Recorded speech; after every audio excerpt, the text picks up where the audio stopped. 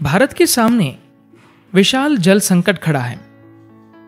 बरसात के मौसम में बाढ़ आ रही है और बरसात के बाद सूखा पड़ रहा है। सद्गुरु इस संकट के 3 कारण बता रहे हैं और उससे निपटने के उपाय भी। पहला कारण, अकुशल खेती। सद्गुरु कहते हैं, भारत में 50% से ज्यादा जमीन पर खेती होती है। इसका अर्थ यह है कि हम 50% से ज्यादा जमीन को लगातार जोत रहे हैं। लेकिन यदि हम खेती में ज्यादा वैज्ञानिक प्रक्रियाएं लाएं, तो केवल 30% जमीन ही सारे भारतीयों को खिलाने के लिए पर्याप्त है। अभी हम जिस ढंग से खेती कर रहे हैं वह पिछले 1000 साल से वैसा ही है, कुछ भी नहीं बदला। यह बहुत ही अकुशल ढंग से की जा रही है। उदाहरण के लिए, भारत में 1 किलोग्राम चावल उगाने के लिए 3500 लीटर पानी खर्च होता है। चीन में इससे आधे में काम चल जाता है और उनकी उत्पादकता हमारी उत्पादकता से 2 गुनी है। हमें अपनी खेती में आधुनिक विज्ञान का ज्यादा उपयोग करना चाहिए। हमारे विश्वविद्यालयों में बहुत सारे वैज्ञानिक हैं, बहुत ज्ञान उपलब्ध है, बहुत तकनीकी है, लेकिन वह खेती की जमीन तक नहीं पहुंच रहा। रैली फॉर रिवर्स के दौरान हमने 3 वियतनामी विशेषज्ञों को बुलाया था, क्योंकि वियतनाम फलों का एक बड़ा निर्यातक देश है। जब हमने उनसे बात करनी शुरू की तो वे हम पर हंस रहे थे। उन्होंने कहा, 22 साल पहले हम तीनों दिल्ली के एग्रीकल्चरल कॉलेज में पढ़ते थे।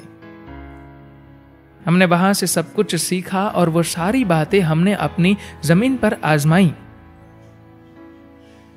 आपके पास सब ज्ञान है, पर आप लोग बस रिसर्च पेपर पर लिखते हैं और अंतरराष्ट्रीय कॉन्फ्रेंस में जाते हैं। आप वो चीजें जमीन पर नहीं करते। यही आपकी समस्या है। इसलिए हम तमिलनाडु एग्रीकल्चर यूनिवर्सिटी और कोयम्बटूर के फॉरेस्ट कॉलेज के साथ मिलकर काम कर रहे हैं, जिसे हमारे विश्वविद्यालयों में उपलब्ध ज्ञान, तकनीकी जानकारी का इस्तेमाल खेती की जमीनों पर किया जा सके। दूसरा, पेड़ों की कमी।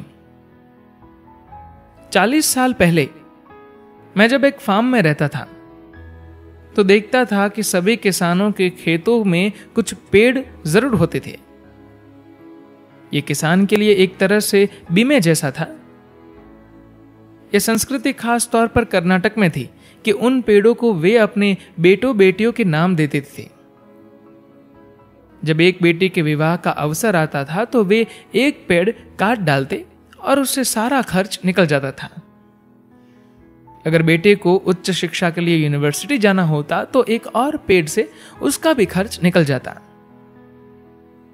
खेतों पर हमेशा पेड़ होते ही थे। लेकिन 40 साल पहले रासायनिक खादों की कंपनियों ने भारत के गांवों में ऐसा प्रचार करना शुरू किया कि अगर आप खेतों पर पेड़ रखेंगे तो उनकी जड़ें सब खाद खा जाएंगी और फसल कमजोर होंगी। तो उन्होंने किसानों को पेड़ काट डालने के लिए तैयार किया, यह सोचकर कि रासायनिक खादें पेड़ों पर व्यर्थ हो जाएगी, हमने लाखों पेड़ काट दिए। आज परिस्थिति यह हो गई है कि हमारा पानी का प्रत्येक स्रोत, चाहे जमीन के नीचे का पानी हो या नदियों का, कम हो रहा है। इसका कारण यह है कि भले ही पिछले 100 सालों से सारे उपमहाद्वीप में बरसात लगभग एक जैसी ही हो रही है, पर पेड़ों के न रहने से जमीन के अंदर पानी की रोक कर रखने की हमारी क्षमता समाप्त हो गई है। जब बरसात होती है तो पानी रुकता नहीं, बह जाता है और बाढ़ आ जाती है, और फिर जब बरसात खत्म हो जाती है तो सूखा पड़ जाता है। यदि आप आज के जल संकट के बारे में विचार करें तो 1947 में देश में प्रति व्यक्ति जितना पानी था, आज उसका 25% ही उपलब्ध है। ये प्रगति नहीं है, ये तो कोई विकास नहीं है। तमिलनाडु के कई शहरों में बहुत समय से ऐसा हो रहा है कि लोग 3 दिनों में एक ही बार नहाते हैं। तो हमें यह सुनिश्चित करना चाहिए कि सारा पानी बहकर तेजी से नदियों में न पहुंच जाए। ये करने का एक ही रास्ता है कि हमारी जमीन पर ज्यादा से ज्यादा पेड़ हो। ये कोई रॉकेट विज्ञान नहीं है, ये मेरा मुख्य उद्देश्य हो गया है। मैं सारे विश्व को, संयुक्त राष्ट्र संघ को, केंद्र सरकार को, राज्य सरकारों को यही कह रहा हूं। बड़े बांध, रोधी बांध, बराज, ये सब पानी के उपयोग के लिए ठीक है, पर आप इनसे पानी की मात्रा नहीं बढ़ा सकते। जमीन के अंदर पानी को रोकने का सिर्फ एक ही तरीका है, पेड़ लगाना। इसीलिए हमने कावेरी पुकारे अभियान शुरू किया है। हम पूरी कावेरी घाटी में वृक्ष आधारित खेती को बढ़ावा देकर किसानों को उनके खेतों में 242 करोड़ पेड़ लगाने में मदद कर रहे हैं। कावेरी एक पहला कदम है। अगर हम ये काम कावेरी घाटी में 12 वर्ष में सफलतापूर्वक कर लेते हैं तो ये राष्ट्र के लिए और विश्व के उष्णकटिबंधीय इलाकों के लिए एक क्रांतिकारी कदम सिद्ध होगा।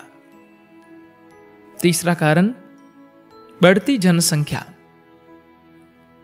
हम जो भी संकट झेल रहे हैं, चाहे वो पर्यावरण हो या पानी या अन्य मुद्दे, इन समस्याओं के पीछे जितने भी कारण हैं, उनमें से एक बड़ा कारण है मनुष्यों द्वारा गैर जिम्मेदार ढंग से बच्चे पैदा करना।